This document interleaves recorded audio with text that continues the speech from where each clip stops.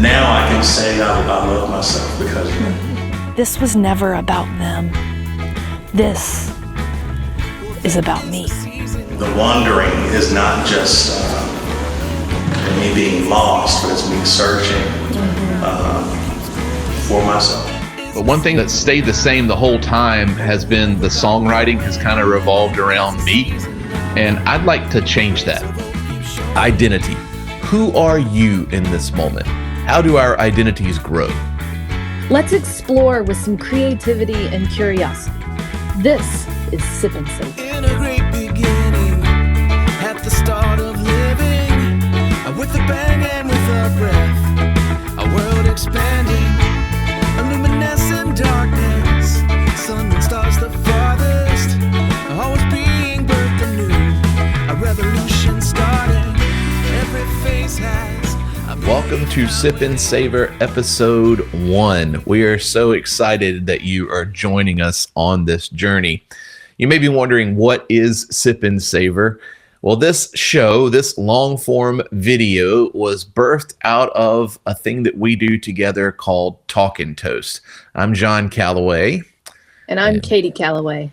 That's right. And we join together almost every Tuesday night to talk about different things, what's going on in the world, what's sustaining us. And we felt like we needed a longer time to sit with some of these creative ideas. It was birthed out of Talk and Toast, but we wanted to spend some time and really savor some of these ideas. So Sip and Savor was birthed. And the through line through all of this that we're doing on this show is creativity. How does creativity move throughout? So each show is going to be centered around a particular theme that we'll be exploring creativity through. And today we're going to be exploring creativity through the idea of identity. Identity, who we are at the core of our being. And so we've got some guests with us who are going to explore that a little further. But what we hope you see is that digging into your identity and being true to your deepest self is going to be the impetus of great creativity. That creativity is only possible when we know ourselves. So each time we have a Sip and Savor episode, we're going to invite and introduce you to one of our friends who's going to share their creativity with you. So who do we have with us today, John? Our first guest on Sip and Savor is Moses Andrews III. Moses is a talented individual. He brings so much musically. He is very gifted. And he's going to share some of his songs and some of his thoughts with us on Sip and Savor. So we hope you enjoy. Hi, I'm Moses Andrews III, and this is Black by Name Only.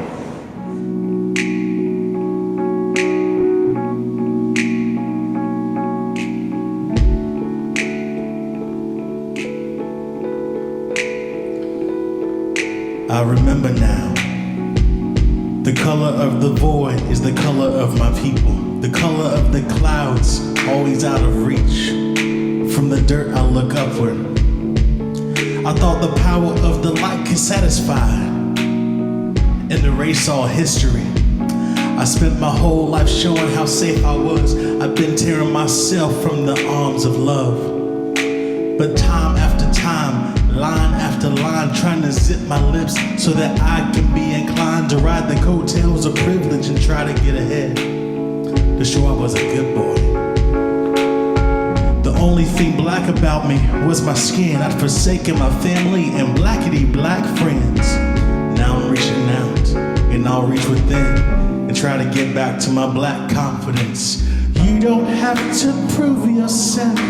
You don't have to show your wealth. You don't have to switch it up and lose yourself.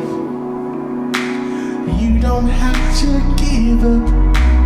You just have to live it up.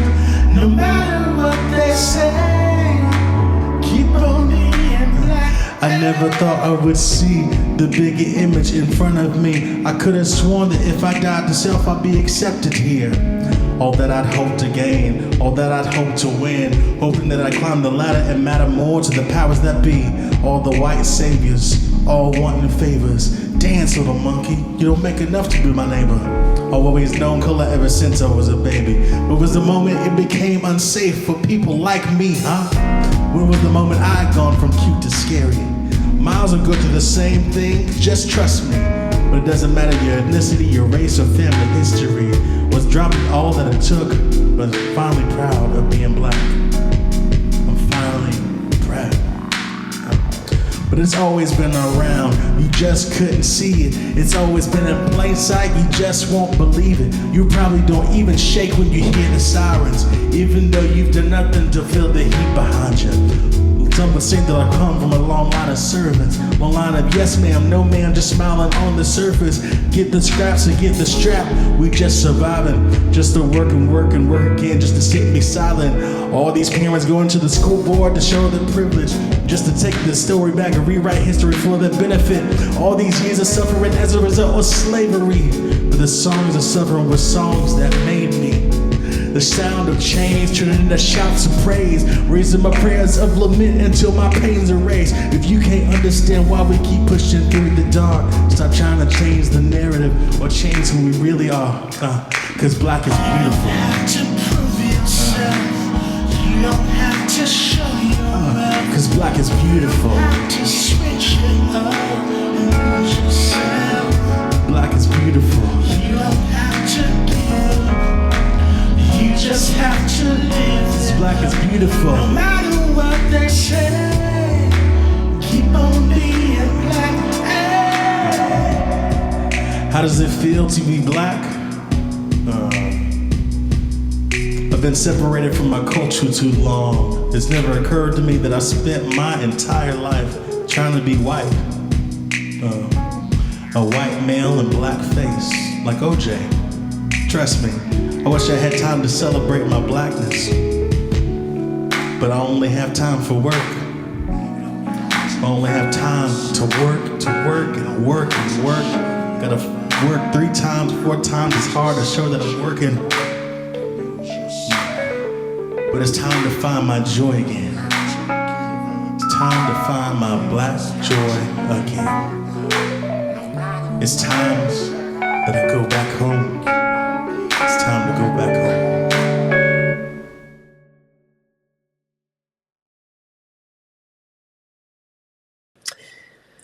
What a beautiful song. A lot of times when we hear musicians' music, we don't get to hear the story behind the songs, the thing that led them to that piece of creativity. So each time we have a musician here on Sip and Savor, we're going to interview them and tell us the story behind their song. So this is Moses and the two of us talking about the story behind Black by Name Only and the thoughts that went into shaping this identity that comes out so creatively in the song. This is the interview, take 1. Perfect.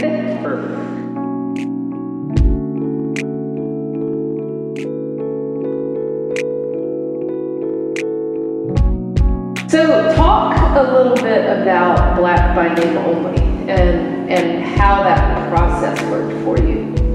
So Black by Name Only is a song from an album called Exodus Part 2. And I was kind of shaping these songs around my exit from the very exclusive-minded evangelical spaces that kind of led to a depression in a way, led to me seeking out, joy, the joy that I needed for several years. And a lot of songs kind of center around that, center around finding therapy in different ways.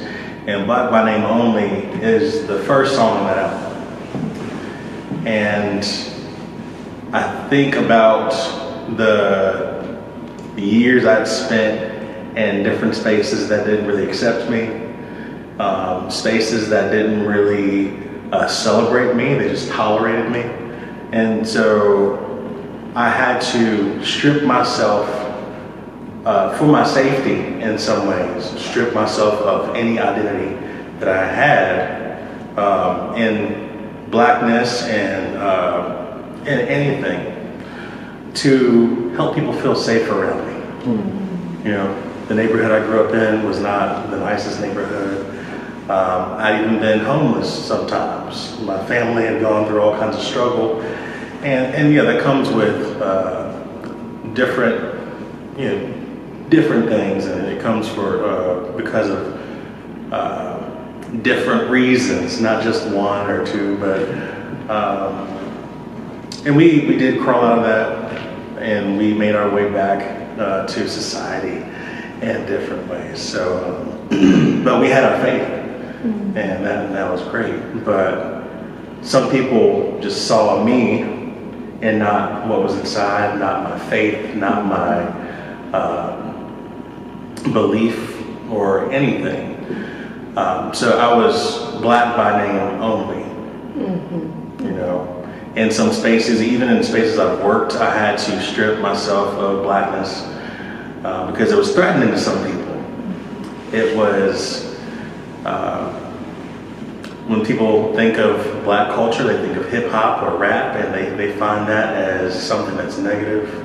They find that as something that damages our kids' minds and brains, and they don't see it as art. And that's all they think about, or gospel music, but gospel music is an expansive tradition, an expansive genre of music, and there are different kinds of it. So, but what they would think about is stereotypes, they being the people in these harmful spaces that I inhabited for a while. So, yeah, in the song I talk about being a black male or a white male in blackface. That's how I felt sometimes. Yeah. And sometimes I just couldn't find myself again because I've been there so long, for so long. But I also talk about the struggles of my grandma. And she was a musician as well. She played saxophone and things, and she played softball. She was an athlete. But she also, for years, cleaned people's homes. I remember her cleaning the floors on her hands and knees of people in different neighborhoods, people in different sized houses, big houses, all this stuff. I remember that. And I thought, wow, that's what we have to do to get by, And also talked about getting the scraps or getting the strap. I was never able to explain this lyric because no one asked about it, but now I'm going to talk about it. Get the scraps, meaning the scraps of food or just the money that just the chump change, that you get that might pay your bills or something, or get the strap, the belt, the switch, or the gun, any form of harm, and you can't even speak out, because if you speak out, then it's threatening to somebody. So I learned how to be silent because I didn't want to threaten anyone. I didn't think I deserved anything more. Yeah. Because I saw my grandmother and my mom even go through that same thing, and they learned how to be quiet, and we just learned to get what we could. So that's a little background information on that song. But towards the end, there is a light at the end of that tunnel, me finding my joy. So and in somewhere. Talk a little bit about that. Talk a little bit about falling in love with yourself, maybe even for the first time, or falling in love with yourself in spite of the perceptions and expectations put on you from the outside. Well, it took some therapy to get there. But seeing different people, even hip hop artists like Jill Scott or Mos Def, or now he's known as Yasin Bey,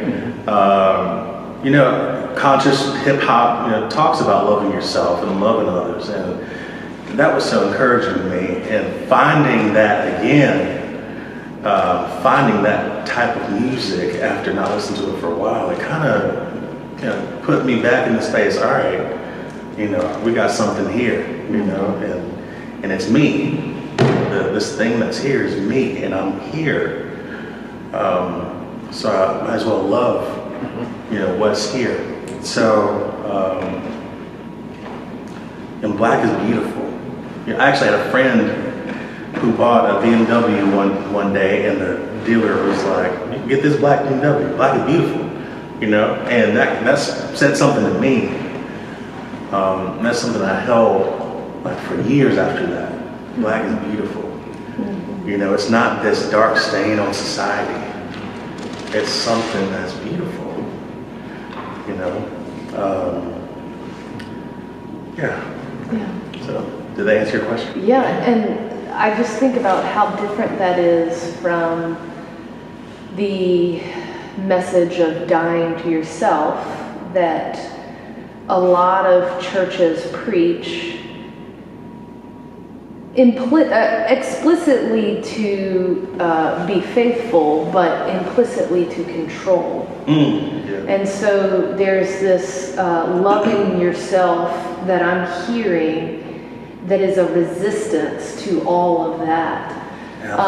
And maybe my question is, talk a little bit about that for you, that how that love for yourself kind of turned into this poem that turned into this song that is this beautiful song of resistance to those perceptions. Well, I didn't really get the dying to self thing until I was in more reformed spaces. I grew up in a Black Baptist church where we were taught love and love of ourselves because we are created in the image of God, Imago Dei. That's who we are.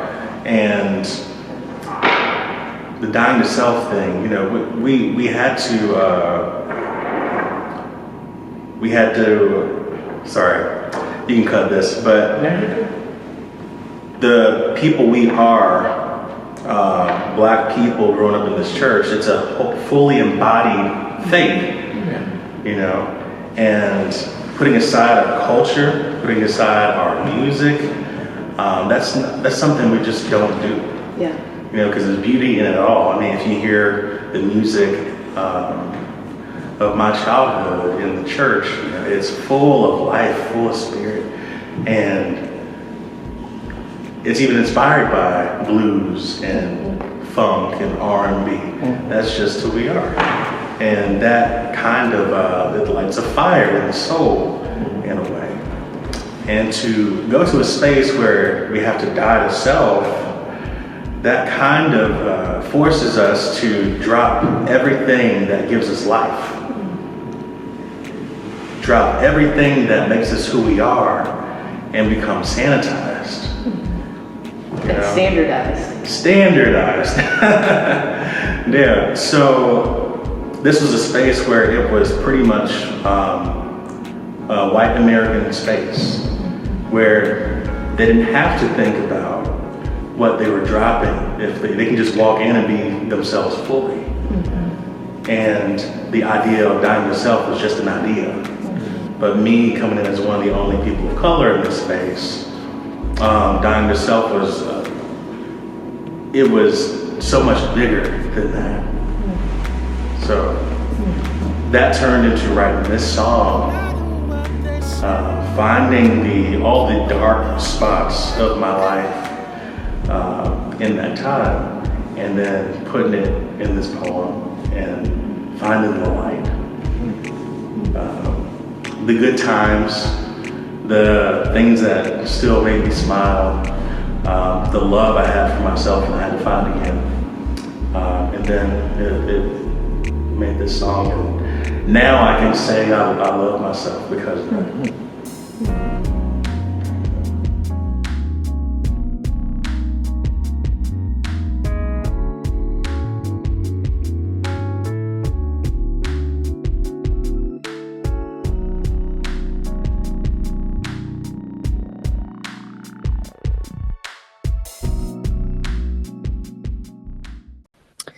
What I love about what Moses just said and highlighted is that so often there is this imposition of identity on what you're supposed to be, on dying to self and taking on this other type of identity that's not really you.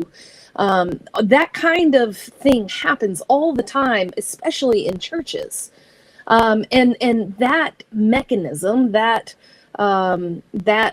insistence of dying to self, it's used against women. It's used against people of color. It's used against marginalized people to keep them in their place.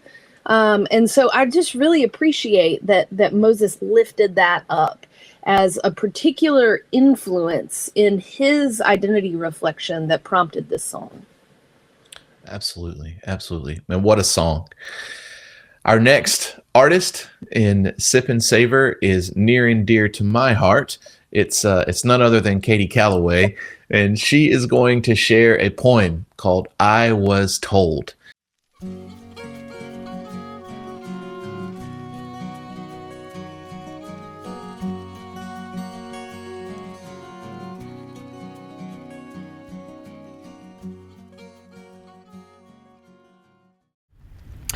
I was told. The war between the states, all economics. Slaveholders, we were the good ones. Our help is family. Let her tell you. They're too loud, too reckless. They don't know how to act. We gave them so much already. They don't want to be with us. I don't see color. It's not a problem anymore. I'd like him if he would shut up and play ball. I was told. My people welcomed with statues and cheers, theirs auctions and fields. That was then. I wasn't there, don't blame me. I was told. Yet all I heard was I am better, more well-adjusted, going further, disengaged. This isn't about you. It's about them, the quiet part out loud. The longer I live, the more I realize it is about me, my complicity, my silence, my whiteness assigned to me at birth, my inheritance, a wealth immeasurable in the face of a debt unfathomable. Knowledge does not absolve, and silence is no refuge. I was told, but now I tell. I tell the truth. History cannot stay buried forever. Guilt is useless. Responsibility is not. I tell my people color is seen, but race is constructed. Justice is not a gift to warm our hearts, but a debt to be repaid. I tell myself, this was never about them. This is about me.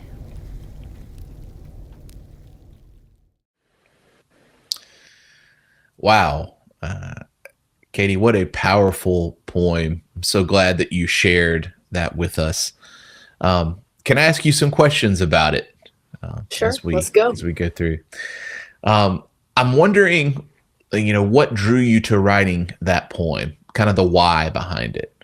Yeah, that's a great question. So one of the things that that really, the event that was really prompting it was that I visited Ellis Island, and I was thinking about the juxtaposition of people coming into Ellis Island greeted by the Statue of Liberty versus the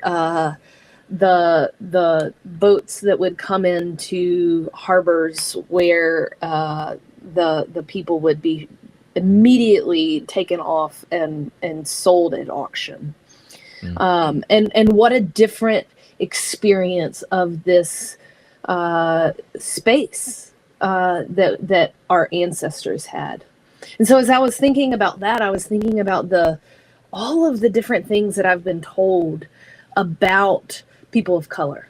And the list was long, and many of the things that I've been told has been in places of religiosity, in churches, or by people of faith. And so I thought that was a really interesting kind of sobering moment to just list out all the things that I've been told, that I kind of have inherited in some way. Yeah. I think about some of those things. I've been told some of those same things along the way, and we don't always understand how much that kind of gets imprinted on us. Whenever you hear something over and over again, sometimes that imprint is made. But there's a shift in this poem. I love that you shift from the I was told to and now this is what I say, this is what I tell. Talk a little bit about that shift for us.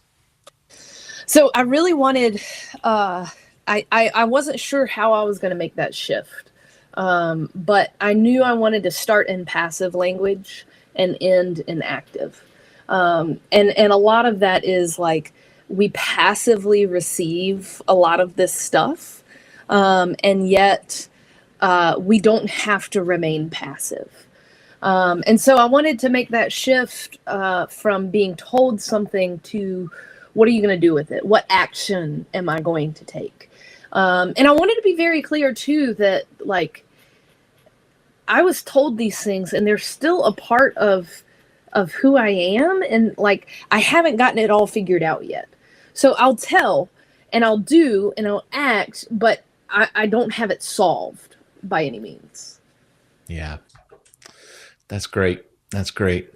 Well, it goes well into our next segment. Our next song is by Moses Andrews III, and it's called I Know Everything About Black People. And it's along the same lines. It's everything that he was told. So we hope you enjoy this song.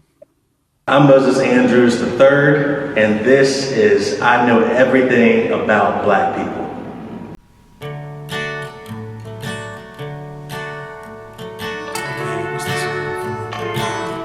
You remind me of my friend from Pennsylvania. You got the same afro head. You have the same gospel singing voice.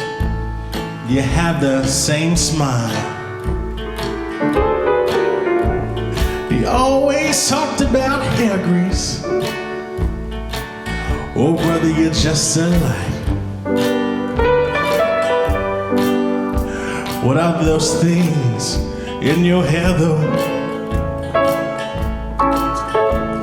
Looks like someone cut your hair with a knife.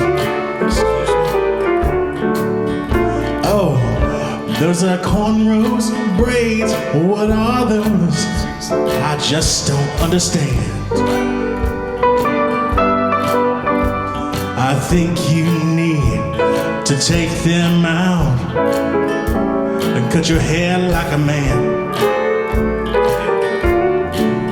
You know what? I absolutely love MLK. Well, because he opposed communism. Yeah, that's right. We got you here at this church now. And I believe there's no such thing as racism. No need to talk about what you black and brown people need. Ain't no other truth but the Bible that we read. You need to share your thoughts because I know I'm right. I know every single thing about black people. You got your gospel music, your hip hop, and your rap. There's only one good genre out of that, though. Christian Post and they say CRT is the poison that the culture feeds our children every day. You know CRT and the gospel don't go together, and we don't need equality. Black people don't experience discrimination. Because you know what, Moses? You are friends with me, my friend. You know what? You're one of the good ones, Moses. I hope you know. And you're so articulate. When I told you to take that post down about you running with the cops, you took it down like the good boy I knew you could be. Every time I think of you, I don't see no black until you tell me that I'm wrong about everything. But you're wrong, you don't know what you're talking about. I have a doctorate in ministry, and I'm so many levels smarter than you. No need to talk about what you black and brown people need. Ain't no other truth but the Bible that we read. There's no need to share your thoughts because I know I'm right. I know every single thing about black people. No need to talk about what you black and brown people need. Ain't no other truth but the Bible that we read. There's no need to share your thoughts because I know I'm right. I know every single thing about black people. Oh, I believe if we try to just become blind, we would all see the world a little bit differently.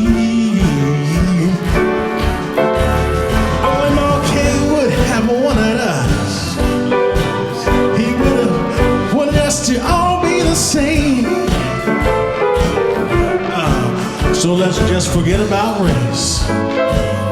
Let's just forget about slavery and whatever else you feel. No need to talk about what you black and brown people need. Ain't no other truth but the Bible that we read. There's no need to share your thoughts because I know I'm right. I know every single thing about black people. No need to talk about what you black and brown people need. Ain't no other truth but the Bible that we read.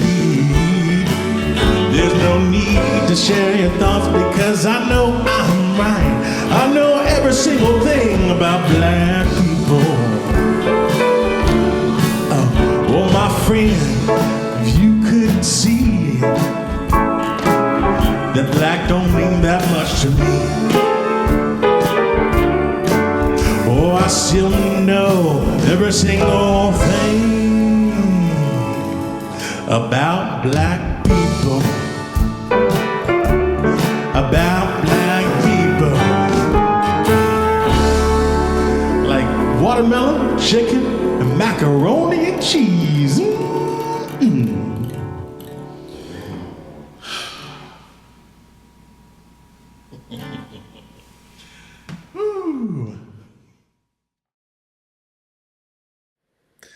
Wow. What a song. It's always amazing to hear some of the things that come out in those song lyrics. I'm so glad Moses shared that with us. And now we get the opportunity to ask him some questions about that song. So here's the interview with Moses Andrews III about I Know Everything About Black People.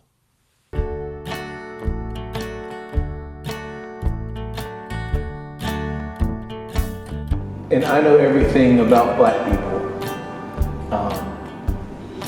It's done. Tell me about the choice to do that song in that style, and then because it's lived experience, It's things that have been said to you or done to you. Yeah, tell me about the choices there, because there's a lot to share in that. Yeah, it's first of all, the song is a little longer than I intended it to be, but I was like, if it gets longer, maybe it's just maybe it'll make everyone feel more uncomfortable the longer it is, the longer you listen to it. I chose to make it a country-esque song. The more I play it, I feel like it turns into like an old school, like backwoods gospel kind of sound. But it started out as a country song. It's written from the perspective of a pastor I had at one point. Every single word has been spoken to me. Every single word in the song, the words in the background, like the questions I ask myself or the responses, those are words I've said either in my mind or out loud in response to that pastor. And this pastor isn't Southern, but I chose to do it in a Southern way just so people can pick up on who it was. Because if you don't know this person, then it's just a country song. So I wanted to, instead of writing a letter to the church or writing a letter to the public, I wanted to just put it to music. Everything this pastor said to me, either before my wedding or before a meeting, take that, what I remembered from that experience and just put it in music. Even the parts about Martin Luther King and the only reason he liked him was because he opposed communism. That's the only reason, That's a poor reading of King to begin with. Yeah. So, and this was a church that didn't really celebrate that. So, and I feel like that's why people didn't see Martin Luther King Jr. as Reverend Dr. Martin Luther King Jr. They just saw him as a civil rights leader. So when he marched, and Right. King has certainly been whitewashed. Black in name only, if you will. Yeah. I'm thinking a little bit about I know everything about black people is a little bit playful as well, almost satirical. And I think about the many of the great black artists, and I'm thinking particularly here about literature. Many of the great black artists have written in the style of satire. I wonder why that is, and I wonder if there was a part of you that picked that kind of tone and playfulness to I don't know, be satirical about it, but also like in some ways that's the only way to critique that those types of incendiary words that you heard. So I don't know. I hear that song and I think about some of the greats, Octavia Butler, who wrote in satire. I think about Toni Morrison. I think about James Baldwin, and then some of the more contemporary black authors who are doing something similar.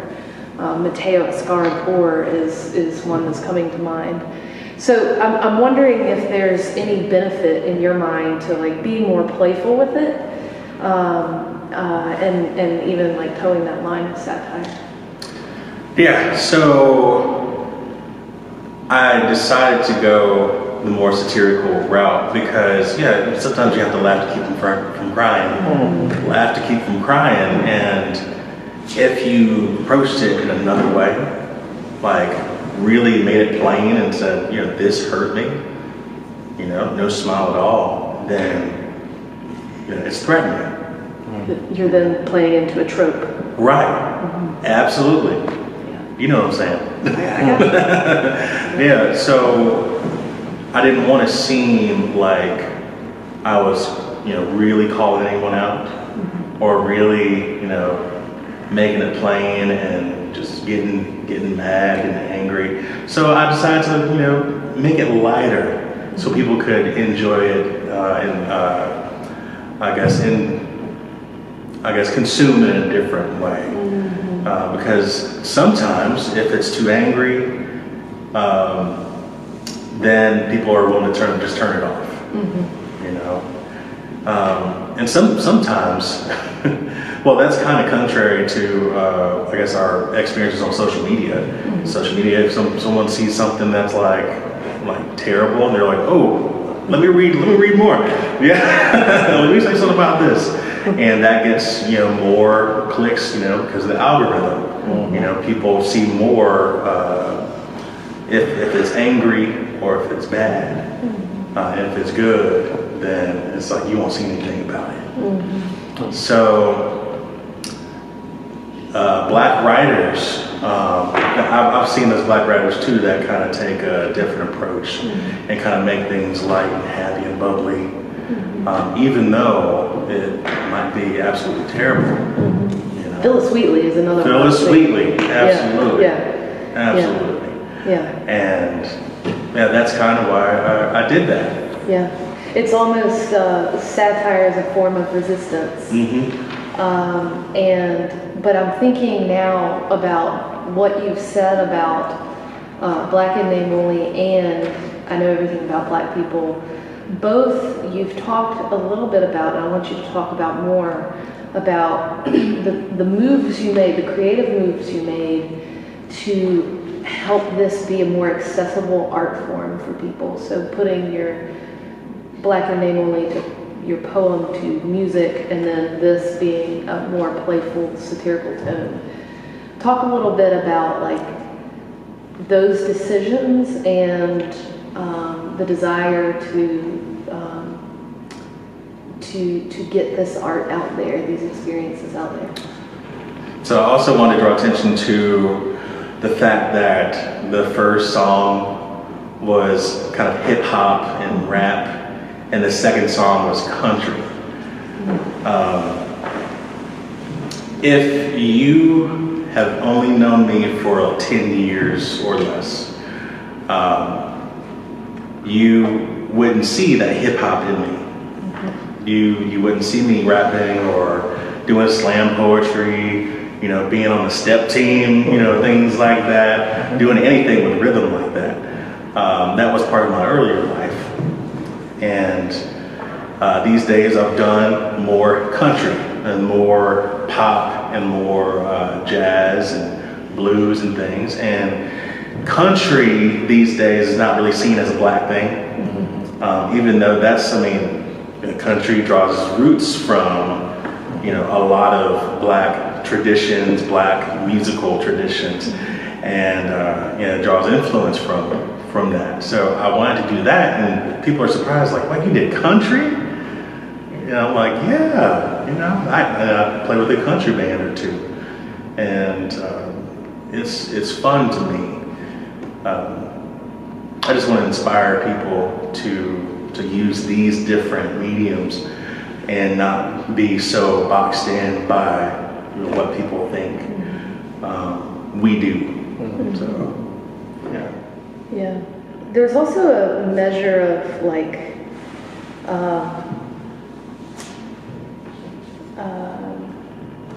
I can't think of the word I'm trying to think of,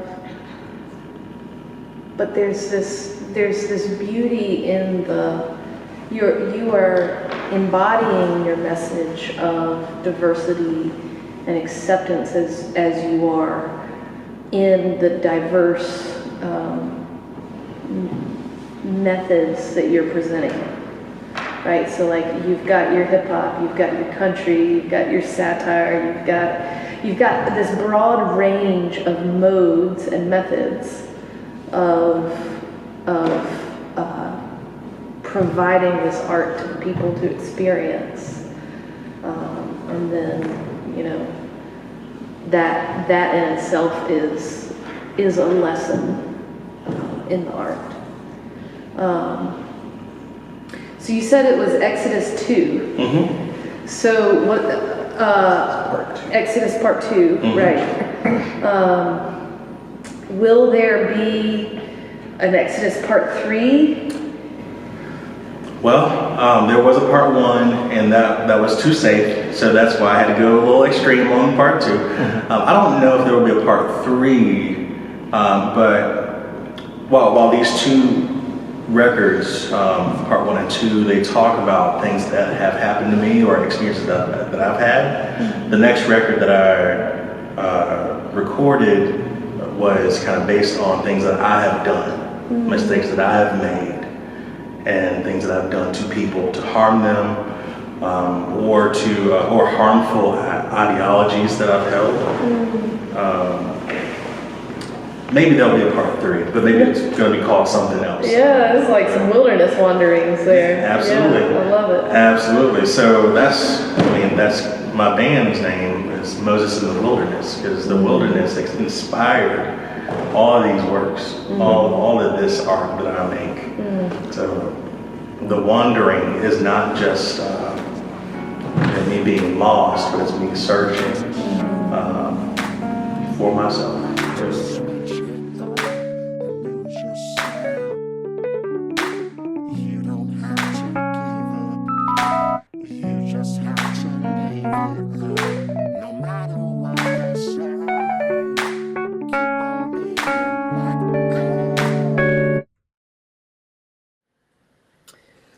That is such a great song, and I love that Moses talked about him putting it specifically to a country tune, to be extra subversive in the way that he presents it. That was awesome. Absolutely.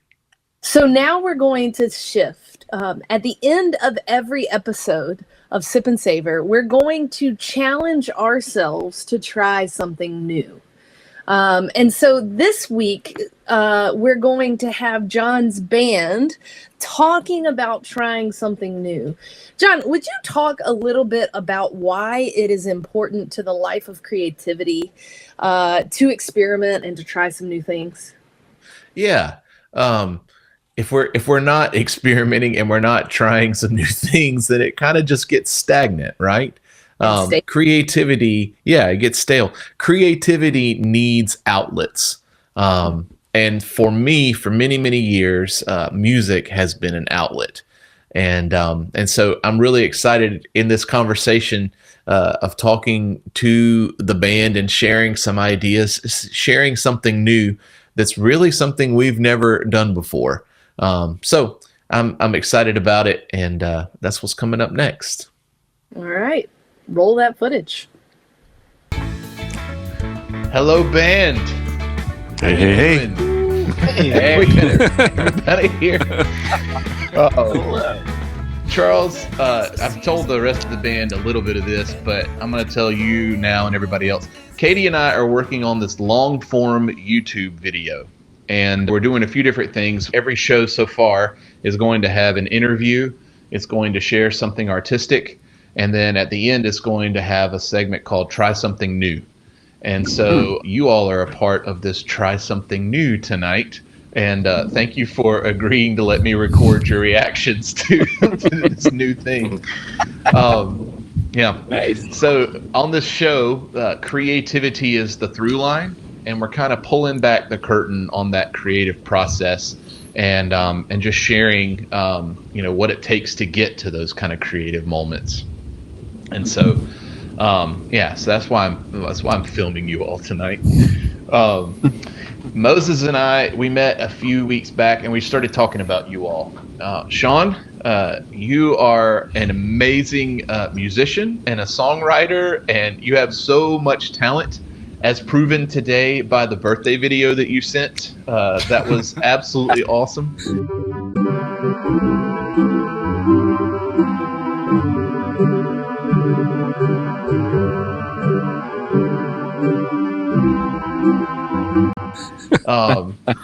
Kevin, you are such a great drummer. You keep us moving in all the right ways. You just always solid. Charles, you are incredible and have an ear like no other. You bring such good melodies to everything. Eric, you are pretty much great at every musical instrument you touch, but you've been holding down the low end, and we appreciate it. It's been awesome. And Moses, I feel like we've played for years without you, and then you've been this missing piece. We really felt that in the last concert, that all of a sudden it felt like we had a sound and something that we were all really proud of. So you are so talented, and you fill in that. And all of you together are some of my closest friends, and I've never really experienced camaraderie in a band kind of like I do with all of you. And I look forward to all the times whenever we get together and play. This band has been life-giving. For me, it's been so much fun making music with all of you, but there's been one thing that I'd like to try that we've never done before. We've gotten pretty good at this, sending tracks to each other and living in different places. Right now we've got on the bottom left of the screen, Eric's in Manchester. Kevin is in the middle bottom, is in Spartanburg, South Carolina. Charles is the C on the far right. I thought that was the nickname for Spartanburg at first, like Manchester middle bottom. I'm like, middle bottom. I like it. I like it. Charles is just in the C. Yeah. Charles is in Kansas City, and are you in Liberty right now? Yeah, Kansas Liberty. City, really. Yeah. Okay, Kansas City, got it right. And then Sean, which part of Columbia are you in at the moment? West Columbia. West Columbia, in Upon South Avon. Carolina. And Moses, you're in South Carolina as well. Are you in Irmo tonight? I'm in Irmo. Nice. So we've gotten pretty good at this, sending tracks to each other and then putting something kind of fun together. We've kind of evolved into that, but one thing that we've that stayed the same the whole time has been the songwriting has kind of revolved around me, and I'd like to change that. That format doesn't quite lead to equality. And I'd love to find a way for us all to be able to bring some of our gifts to that songwriting moment and to find more opportunities for that. We've already been in that mode of sending tracks, but we don't really get to have that chance to write songs together. And I've heard you all have different melodies and things that you bring up while we're just playing around. And I'd love to see what you all are working on and seeing if there's a way that we can gather every once in a while to kind of write. And maybe we can put out like a little EP or something, or just see where this thing goes. And we've got an excellent grant writer in our household. And I've heard that that's the trick to doing European tours. So I know, Eric, you'll probably be home by the time we get all this put together. But if you want to go back to Europe, that'd be fun. They're just different opportunities like that. But I think we need to come up with a new band name if we approach it this way. And I'd love to write some songs together and see what happens. And maybe we document it along the way, because I'm not sure people know what goes on whenever bands make original music like that. And we're all, we're not your typical band either. Like, we're starting something new. Moses is the youngest amongst us, I think, right? I think so. I'm 33 years old. 33? Yeah. I turned 43 today, so you're the baby of the group. I feel like we're doing something different. Most of these conversations happen, early on in a lot of band life. And so, anyway. All right, hit me. What all do you think? Give me some reactions. All at once. I love it. All at once. That sounds cool. I think it's I a like great it, yeah. idea. yeah. Collaborating more. We can do that. Yeah. I was thinking we could call the band name John Callaway Band with an O. Change it up a little bit. Like that, yeah. Yeah, that's Sounds good. That's good. Yeah, perfect. Completely different. Yeah. Yep. Everybody spells it that way anyway, so it's just kind of... We just Yeah, all I like misspell it. our names. I like it. Yeah, I like that idea. I love collaboration. I love working as a group and bringing, because everyone brings something different, and I think that would just be great. Coming up with something that is unique. I think. I mean, we've already talked about that, but I think it's such a great idea to, each bring something, or whether it's writing a song each and bringing it together and seeing how that changes, or taking something and seeing where it goes. So Yeah. I feel like all kinds of possibilities with this.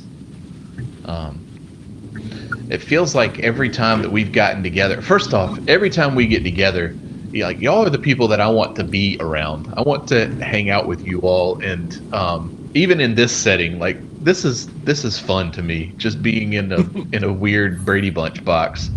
But every time we do actually get together in person too, different melodies just start popping up. That's just natural, and I feel like we need to see what happens with it. I think that's where we have a really good chance of finding some new ideas. Is like practicing if we ever if we ever do that, or like, we don't need to start that. Being in the same room as each other. Yeah, and I think the technology is there to share ideas. Doesn't replace being in the same room together, but it's another way to at least share ideas. So. Yeah.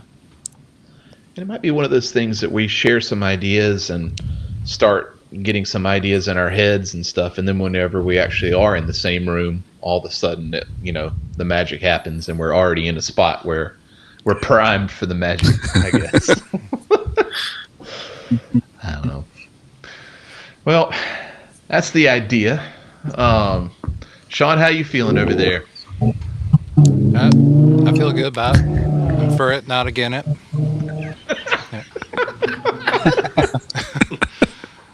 Here, here. I'll say my only weakness. Is he in again? What's that? What'd you say, Charles? I said, what part of the country is he in again? Depends on the hour. Oh man, you said the only part. What now? I'm not good at words, but I know a lot of y'all are. But I got a lot of doodly bits hanging around. I'm not good at doodly bits, but I can handle some words. And words mean something. Oh man. And speaking of, I think I want to replace that song on the album. Song out. Anyway, album's another conversation, but finishing that up. Well, I think I'm going to stop recording, but I think this was fun. Y'all have any last words before I stop the recording? Kevin, you look scared. I'm for it too. No, I was just curious. I didn't know what kind of thing we were going to be talking about, so my mind was all over the place. So I didn't know, but yeah, I'm done. That's nothing bad. No, I think it's good. Yeah. I would echo Sean's statement. I'm for it. For it. Not again it. So Kevin, now you have to share what was your wildest idea whenever you saw this thing that we were getting together to record. Goodness! What was the wildest thing? Well, now you're recording this. What is the intended audience of this? So I better not say. No. Okay. What is I had no clue. Actually, I had no idea what it was going to be. No, I wasn't really worried. I'm just kidding. So, but no, I think it's a good idea. I think it's awesome because and I agree with you, John, that there's an energy here that I haven't experienced in very many other bands or any other bands except maybe with an Eric. When we started out playing together years ago, we had that couple of years ago, but this is it's something I look forward to. It's not a chore like, oh gosh, I got to go do this. I got to go, so Of course, part of the reason for that is probably because we only do it like once a year. But no, I mean, so seriously, it's fun, and there is an energy and a camaraderie, and I agree with you that's an important element of it for sure. Yeah, yeah, makes sense. Well, friends, if you want to give a peace sign or something on the way out, I'm going to stop recording. All right, here we go. Try something new. See what happens.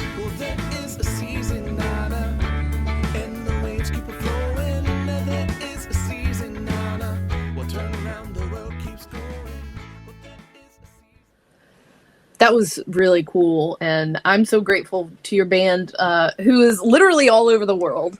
All over the world. For being willing to join in on this little experiment that we're doing. And what a joy this episode has been. Yeah, absolutely. And I want to say thank you to Moses in particular. He's part of the band, but he's also he shared some of his gifts with us on this show. And some of his heart. And some of his heart, exactly. We gave us the chance to ask him some questions behind those songs and to share his story. And then I want to thank you, Katie, for sharing your poem. That was kind of a tender moment to be able to share the things that you've heard along the way and the ways that you want to change that narrative. Mm-hmm. So yeah, identity. So here's an idea. I think we should end the episode just sharing something that we've learned about identity and creativity along the way. And I'll start us out. I think one thing that is just absolutely evident is that identity is reliant on us giving ourselves permission to change. That if someone is unwilling to change, or afraid of change, then I think that there is some fear of one's self, of what you will discover deep inside. And so I think as we shape our identities, as we shape our creativity, we've got to be willing to take the risk to change. Yeah, absolutely. So identity is reliant upon change. I think for me, one thing that I've learned in this is that identity is reliant upon experimentation. Yeah. We've got to have the room to experiment, to see what those things that are bubbling up inside us, that creative, whatever those things are, we've got to have some places, some safe places to experiment and decide, okay, more of this, or no, not so much of this, those kinds of things, because that really helps us identify who we are deep down. Yeah.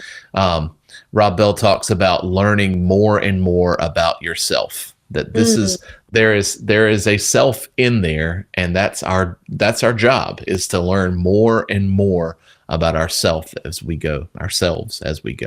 Yeah, and I think that's ultimately both of what we said. Ultimately, it's a risk. Ultimately, it is treading into the unknown. But I just feel like it's boring if we don't. Yeah, absolutely. Yeah. Well, thank you for joining us on our inaugural episode of Sip and Savor. That's right. It's been so much fun for us to give this a shot, to experiment, if you will, with our creativity. Thank you for letting us explore identity, and we hope that this was meaningful to you. So we look forward to seeing you on the next episode of Sip and Savor. Bye, everybody.